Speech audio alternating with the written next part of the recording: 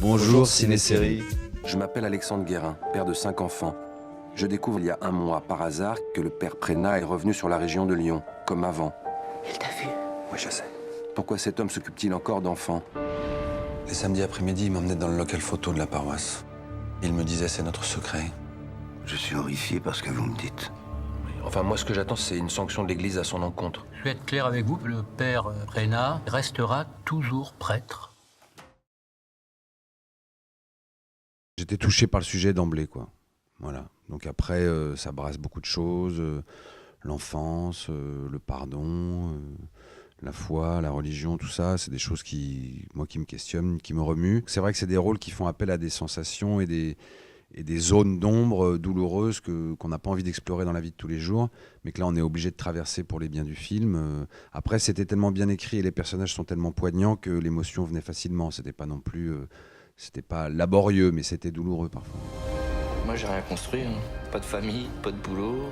Essaye de faire quelque chose de ta vie. Mais justement, c'est ça ma vie, tu vois. La parole libérée, c'est ça ma vie. Je comprends rien en fait. Un sujet pareil, en effet, on n'a pas envie de s'y plonger, mais on s'y plonge pas. Enfin, en préparation, je m'y suis plongé parce que j'ai regardé des trucs, on a lu évidemment les témoignages sur le site de La Parole Libérée, tout ça, mais j'ai pas eu le sentiment de prendre en charge ni le traumatisme, ni la souffrance, ni le fait d'être une victime. Comme dit Melville, en fait, il y avait des scènes, un scénario assez fort pour juste suivre ce chemin-là, quoi, le chemin des mots. Mais évidemment, on va pas puiser en soi des choses pour raconter cette histoire-là. Pas plus que de simplement lire une histoire, et même si on n'est pas directement lié à cette histoire, elle nous touche. Parce qu'en fait, c'est des sujets qui touchent l'humanité, donc c'est la part d'humanité qui est en nous qui est touchée. Mais moi, j'ai rien été chercher à l'intérieur de moi pour jouer ça. Enfin, et en même temps, tout vient de soi. C'est pas un film qui est en train de dénoncer ou de pointer du doigt, lui c'est le méchant, lui c'est une victime. Je veux dire, tout le monde est beaucoup plus complexe comme dans la réalité. C'est pas un film manichéen et c'est un film qui pose beaucoup de questions. C'est pas un film qui donne de grandes vérités et à la fin du film on se dit pas ah oui c'est ça, j'ai bien compris, c'est comme ça que ça s'est passé. C'est plus ouvert et le film se termine effectivement sur un questionnement qui est assez rare dans le cinéma finalement, d'aller loin dans des questions aussi fondamentales.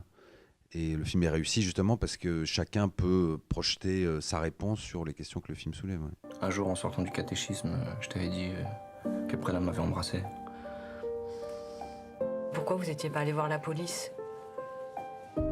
Peut-être qu'on aurait dû. C'est le sujet même du film qui fait qu'au fond, le film n'est pas à charge. C'est-à-dire que le sujet, c'est vraiment la libération de la parole et les dommages collatéraux que ça provoque, c'est-à-dire sur l'entourage proche, à l'intérieur des familles. Donc les femmes, les enfants, les mères.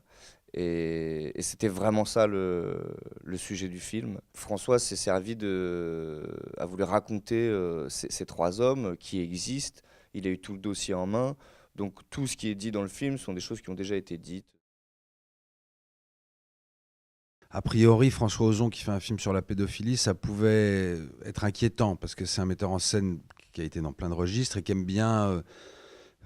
choisir des sujets un peu sulfureux, même faire un peu de provocation. Là, avec la pédophilie, c'était impossible de faire le malin et d'aller dans cette zone-là.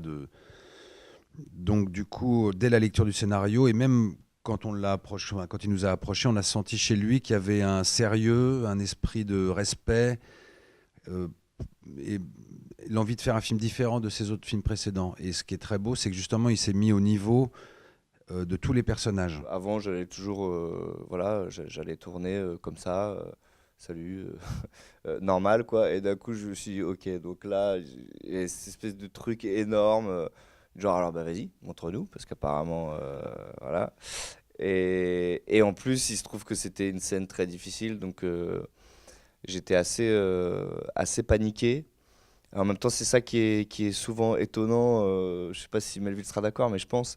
Ça qui est souvent étonnant, c'est que parfois la vie et les films qu'on est en train de faire s'entremêlent d'une manière ou avec du sens ou alors à l'opposé du sens, peu importe. Mais en tout cas, parfois, elle nous emmène sur un chemin qui correspond à ce qu'on doit jouer.